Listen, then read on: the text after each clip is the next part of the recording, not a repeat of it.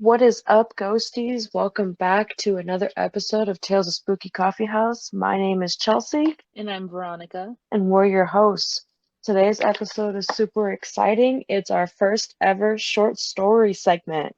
I'm so excited. I'm so I just excited. can't. Anyways, so you'll have to excuse us ahead of time. It is currently 4:20, the day that we're recording this. Yay, yay. Cheers. We also just recorded episode 11. Yes, we went out of order. Wait, 10 comes before 11? Yeah, and we recorded 11 before 10. I don't think you got my joke. I'm worried. We're Like supposed I to be said, reading. like I said, ignore us today. So this first short story is called Secrets of Haven Island, and the story is inspired by Island of the Dolls that Veronica did in episode 1. Also known as Isla de las Muñecas. Yep, and it's also inspired from episode 6, which is our experience episode, specifically about the Ouija boards. Good times. With that being said, let's just jump right into the short story. Are you ready, Veronica? I am so ready. This story, I'm not going to say anything. I don't want to spoil it. All right, so here we go. Secrets of Haven Island. Part 1. One stormy evening on the island of Haven, Pedro and his lifelong friend Annie waited behind the basement door, listening for the approach of their latest victim. Footsteps sounded through the crack in the door after what felt like hours of waiting. The creaking of the wood floor sounded louder and louder, echoing around them in the enclosed stairwell. Annie inhaled sharply as they waited in anticipation for their latest prank to unfold. Pedro's heart pounded in his chest, and the sound drowned out everything else around him. The crack in the door wasn't big enough for either of them to see through. It let in the slightest ray of light and stopped them from being locked in the basement with the privacy doorknob. It still annoyed Pedro that his dad felt the need to install the new doorknob to the basement after a raccoon snuck in through the window and opened the door. He still remembered the shrill screaming of his mother when she turned around and found a raccoon digging into their uncooked Christmas dinner. The doorknob ensured his mother no more feral animals would sneak into the house through the basement, but Pedro lost count of how many times he locked himself down there and had to search for the spare key, which another raccoon had hidden last winter. Pedro bet no one else had that fucking problem. The footsteps were getting closer to the fridge where Pedro knew his father was going to get their cooler bag that his parents had asked Pedro's little sister Lorena to pack full of water bottles for their trip. He held out his hand in the ray of light and held up 3 fingers. Pedro saw Annie nod before he counted down. 3, 2. They heard the fridge door open, and the two of them burst out of the basement door with their confetti cannon, and Pedro had no time to stop his actions. His hand was twisting to pop the cannon, and his body watched in horror as his mom shrieked in terror at the stuffed raccoon springing towards her. His mother wasn't supposed to be the one opening the fridge door and activating the spring trap. It was too late as the sounds of both confetti cannons popped, causing his mother to scream louder. Pedro and Annie stood frozen as the rainbow confetti fell around the kitchen like a beautiful winter snowfall. The 3 of them stared at each other in silence. Pedro's mother had her hand around her throat, and they waited in tense silence as she processed what had just happened. You, his mother whispered, you little shit. Annie's giggle was cut off as she slapped her hand over her mouth. Her eyes were wide in humor and horror. Pedro felt like he was about to die from Anticipation. He just knew he was. grounded. That was all he knew for sure. Would this ruin their party tonight? Pedro had hoped not. He and Annie had been planning this little get-together since his parents told him they were going out of town. It took a lot of convincing on his end to get his parents to agree on letting him stay behind. He was going to be 18 next month. He was old enough to start staying alone for more than a weekend at a time. Lorena was only 7, and while Pedro didn't mind babysitting her for the week, his mom had admitted that she wasn't ready to leave her baby behind for that long yet. Would she make him go now as punishment? Pedro hoped not. Mom, I'm so sorry. The prank was meant for Dad. I didn't know you were getting the bags. I swear. You asked him to get them ready. I thought he would get them out. I'm so sorry. Pedro rambled off his apologies as fast as his mouth could speak the words. Yeah, Annie agreed. We had no idea. It wasn't meant for you. Pedro's mother closed her eyes and inhaled deeply. Fuck, Pedro thought, closing his eyes too. He was in so much trouble. It was a good prank. What? Pedro's eyes snapped open as he looked at his mom. Her eyes were filled with amusement. It was? Annie asked. Her face was scrunched in confusion and emotions. Pedro felt the same way. His mother hated his pranks. Maybe hated was a strong word. She just got really, really mad when his pranks made a mess in the house that she had to clean. Pedro's father walked in and stopped in his tracks when he saw the stuffed raccoon sitting on the floor and the mess of rainbow confetti covering every inch of the kitchen.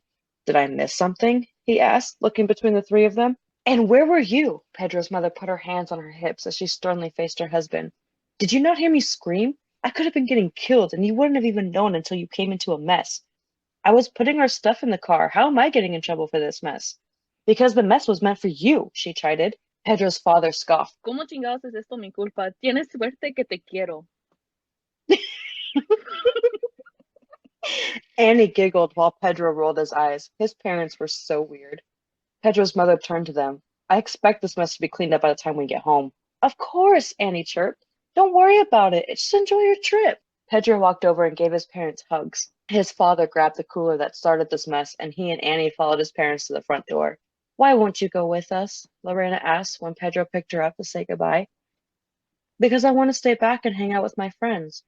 But I want to stay too and play with Lucy. Why can't I stay with you? Pedro saw his parents roll their eyes. Lucy was an imaginary friend Lorena had conjured up a few years ago. She hadn't dropped the act, and there was a time frame where she would drive them all crazy because she would scream every time she had to leave the house because Lucy couldn't go with her. Mom would miss you too much, he said.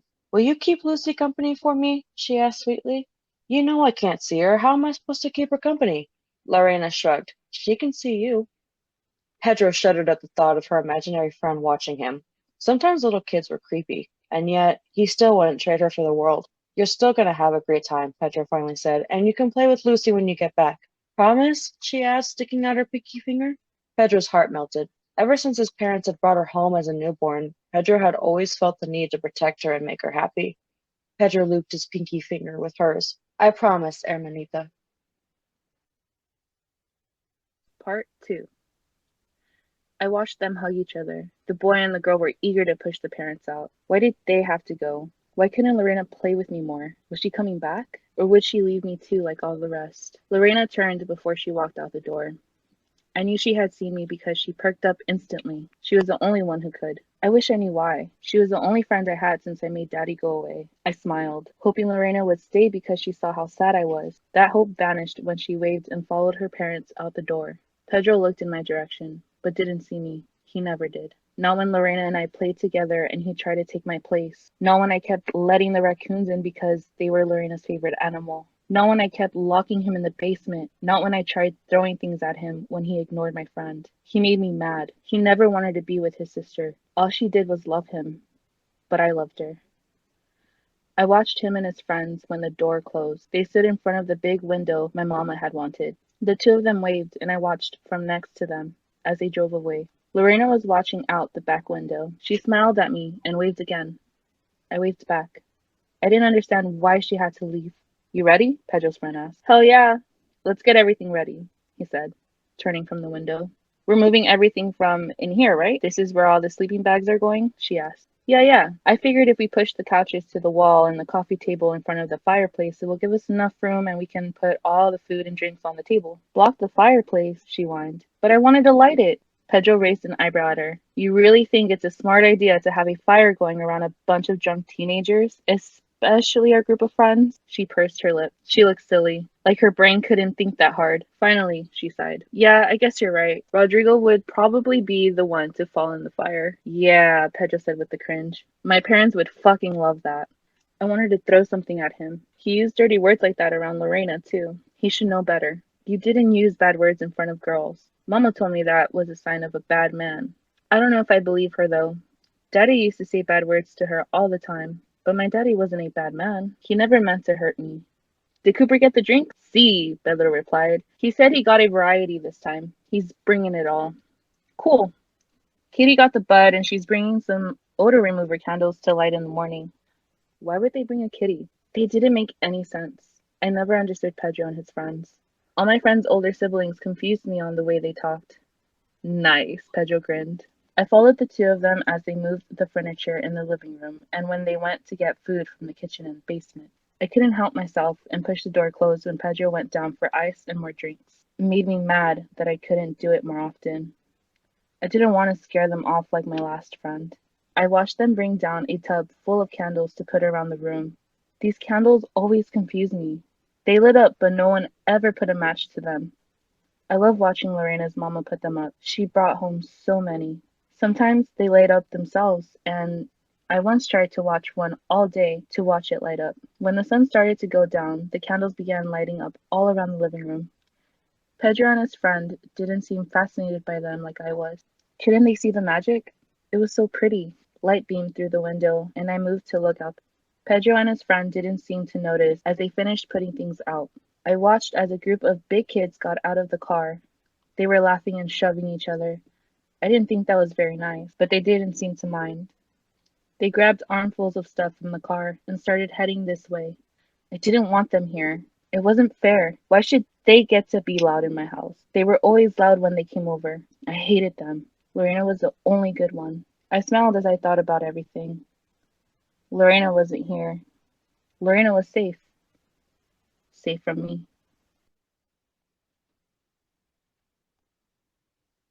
Part 3. Pedro and Annie's heads snapped up at the sound of the doorbell. Annie squealed. "Party time!" she sang. They ran to the front door and opened it. Hey, ¿estás listo para volverte loco? Rodrigo yelled. Shouts of excitement echoed behind him from Cooper, Kitty, and Jason. The newest arrivals made themselves at home in Pedro's house. Shoes were kicked off, feet were propped up on couch arms, drinks were poured, and Jason took over as DJ. And Pedro made his way around the house to check all the doors and windows were locked, curtains were drawn, and extra lights were off. He didn't want any of his nosy neighbors trying to peek in and see them doing any of the things he knew would go down tonight. This was one of their last hoorahs of senior year, and he didn't want to spoil it by getting the cops called. They were all heading their separate ways for college, except for him and Annie. At least, that was the plan if they all got into their college of choice. Kitty wanted to go to an art school in New York. She had big dreams of becoming a multimedia artist and leaving behind her drug-dealing reputation she had on the island. No one blamed her. She had to do what she needed to survive, and she respected the group for understanding that and not giving her shit for it. Other people on the island were a bunch of hypocrites, buying drugs from her on the down low and then trash-talking her to everyone else about it. Pedro was moving to LA. He was going for music production. He wanted to start up his own label company one day. Rodrigo was going with him, not for music production, but to become a music artist. He had a passion for singing and playing guitar. He wanted to be the next rock and roll heartthrob. He and Jason were always putting on shows around the island. Cooper was the only one who had plans to stay. He was taking his general courses online and working for his father. Once he was ready for the rest, he planned on going to the mainland to dual major in architecture and civil engineering. He was set to take over his father's construction company on the island. Pedro and Annie were the only ones who planned on staying together after high school. They planned on attending the same college to get veterinarian degrees. After, they would open their own veterinary clinic together. They didn't know where yet. The island had no. If an animal was sick, they would get taken to the island doctor or the woods with a shotgun. The two of them wanted to travel and explore. They knew it was the only way for them to decide if they truly wanted to come back to the island they called home. The six of them hated the small town feeling that came with living on the island. Even Cooper, who knew he would one day come back to take over for his father, wanted to travel and get away for as long as possible. Pedro looked at his group of friends as he sat on the couch next to Annie. They were all so different. They wanted their own thing from life, and yet this island brought them together, and the friendship they had formed would follow them. Everyone knew they would lose contact eventually. They weren't naive to think otherwise, but they made a pact to try and stay in touch, make sure everyone was doing okay, congratulate them on their accomplishments, and push them if they were failing. It was strange how this island did that to some people. The teens were always separated into two categories, the ones who never thought about leaving and the ones who thought of nothing else. In their graduating class, the six of them were the ones who always wanted to leave, and it was the groundwork for their friendship, as Cooper once put it. As Pedro looked at all his friends, he knew he would miss them. He would miss the stupid shit like this that they did, but he couldn't wait to get out for a while. "What are you thinking so hard about over there?" Jason asked him. "I'm thinking about how I'm going to kick your ass at Do or Drink." Annie groaned. "Do we have to play that game again? We played it last time." "You just don't want to play because you woke up naked," Kitty replied, handing her a joint. Annie turned scarlet and everyone laughed. Pedro tried to cover his laugh with a cough, but it was no use. They all remembered how Annie got so drunk playing the game that she later started stripping with the guys on Magic Mike after she and Kitty insisted they had to watch. Well, everyone but Annie remembered. I've got a game we can play, Rodrigo chimed in. He ran over to his duffel and pulled out a box. My sister found this in our basement. I thought it'd be cool to check out. Rodrigo placed the box on the floor in the center of the room. He removed the lid, and inside was a distressed Ouija board and planchette. Holy shit, Kitty gasped. She got up from her spot by the coffee table where she was rolling another joint to get a closer look. No way, dude, that's so cool. Why was it in your basement? Isn't your mom like super religious or superstitious or whatever? Cooper asked, but he too got closer to get a better look. Yeah, she is. This was in one of my aunt's boxes. She hasn't gone through everything yet. I bet she would have shit a brick if she found out it was in her house, Rodrigo laughed. Your aunt that just passed away? Pedro asked.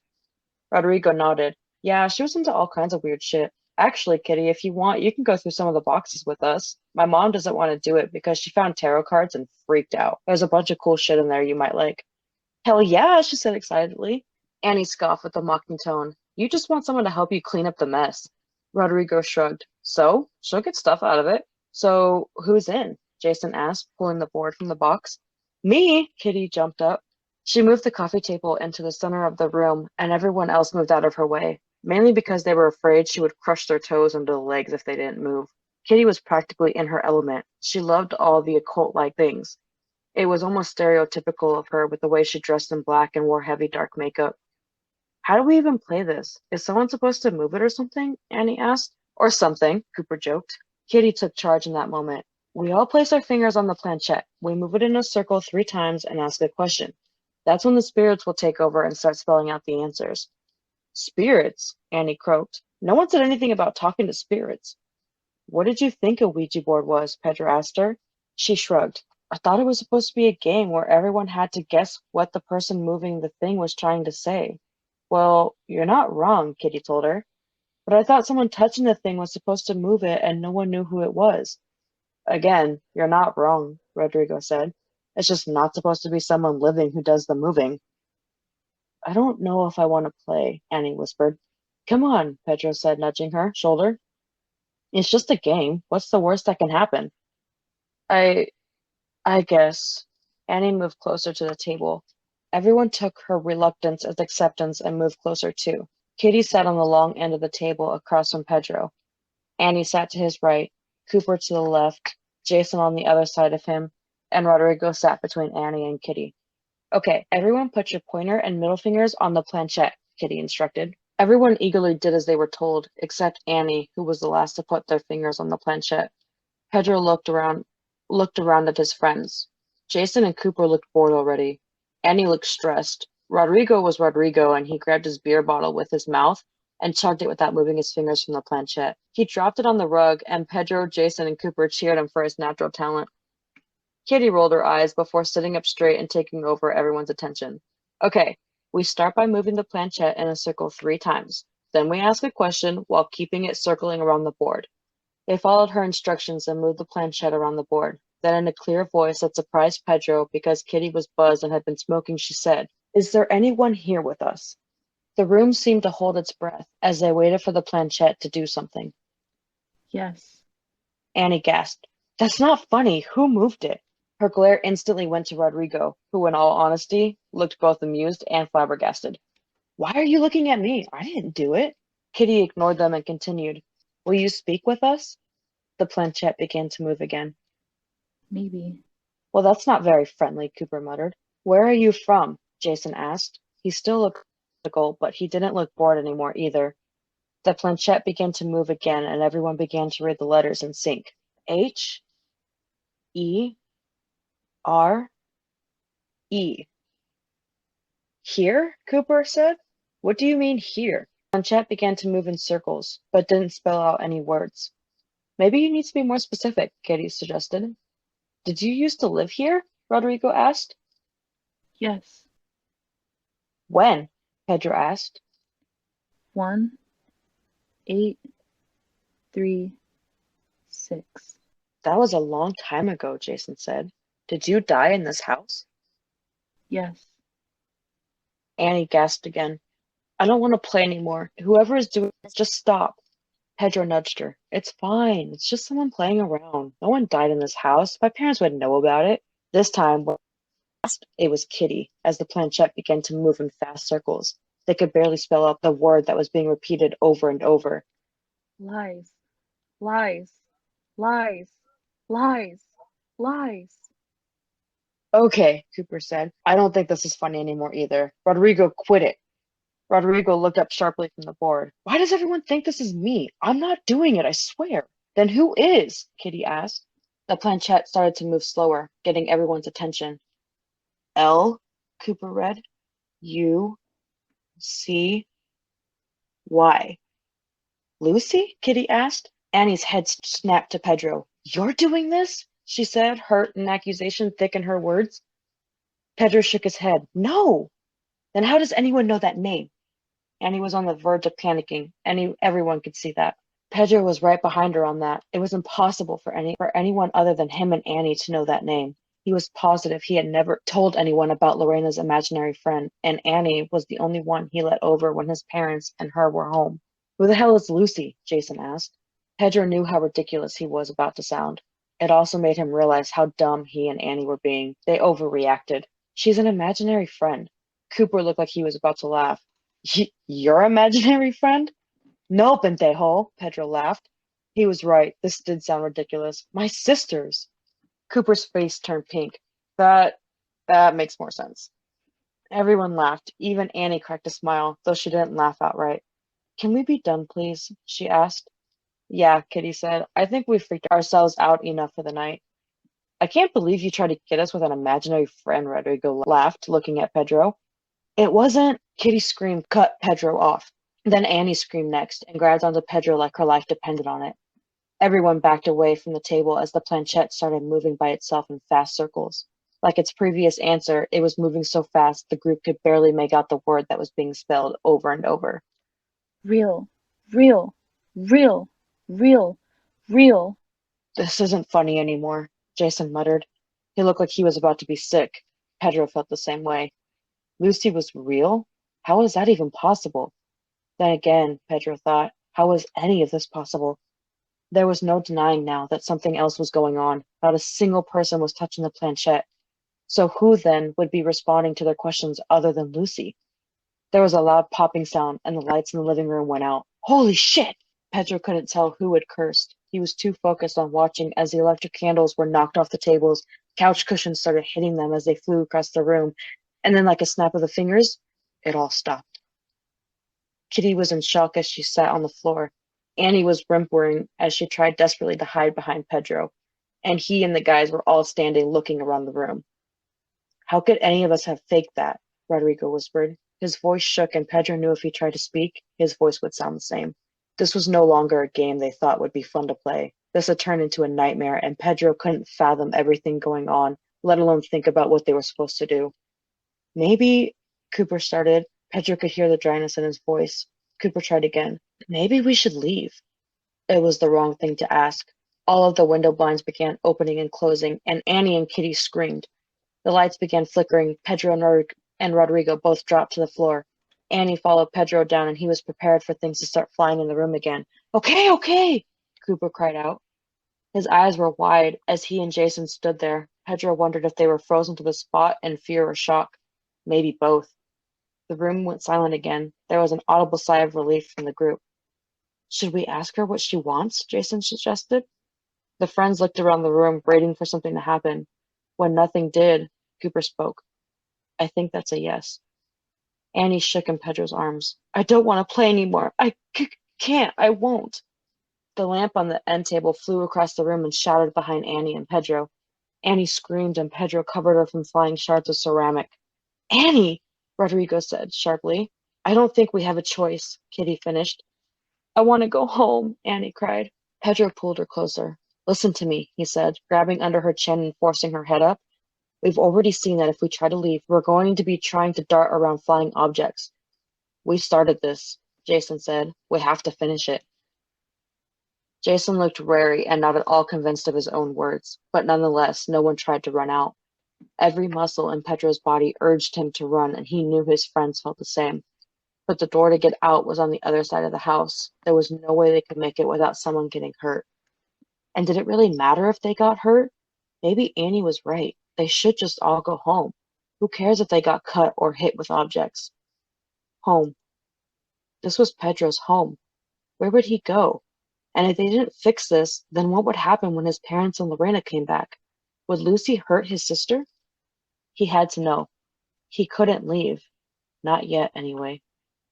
We can do this. We have each other, Pedro said with as much confidence as he could muster. He was scared out of his mind, and he knew his friends were too, Annie especially. But this was his home, his friends, his family.